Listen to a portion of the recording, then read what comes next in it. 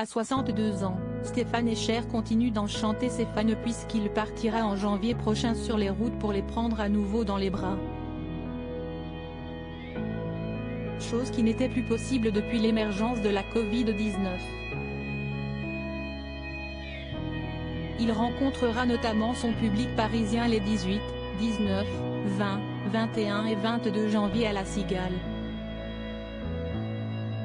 Un joli programme pour celui qui, pour rappel, s'est fait connaître du grand public dans les années 80, pour ses chansons et arrangements essentiellement créés à base d'instruments électroniques, ordinateurs, samplés, séquenceurs, synthés.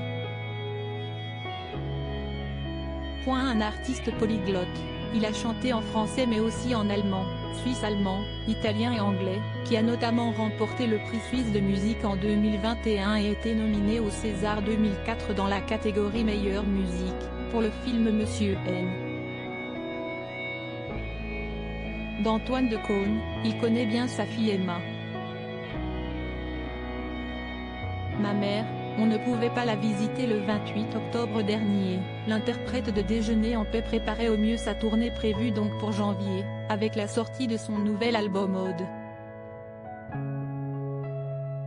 Un projet qui n'a pas été si évident que cela à élaborer, puisque le monde entier était donc frappé par une pandémie mondiale causée par la Covid-19.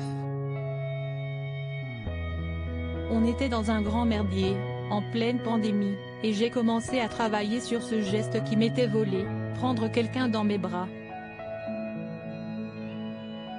Je me demandais si l'on pouvait, avec mes musiciennes et musiciens, faire un disque qui vous prenne musicalement dans les bras, expliquait le chanteur suisse pour France Info, le lendemain de la sortie de son opus.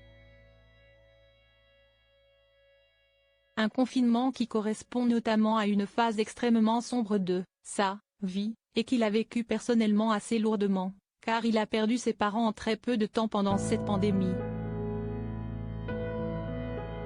Une crise sanitaire qui a d'ailleurs directement causé la mort des siens comme il l'a expliqué dans l'émission Télématin ce jeudi 24 novembre. Ma mère, on ne pouvait pas la visiter, donc, elle est décédée, dans la solitude. Et mon père, si est-il, carrément le virus. Enfin, ça n'est pas le virus qui l'a tué, mais il était affecté, a-t-il témoigné face à Julia Vignali et Thomas Soto.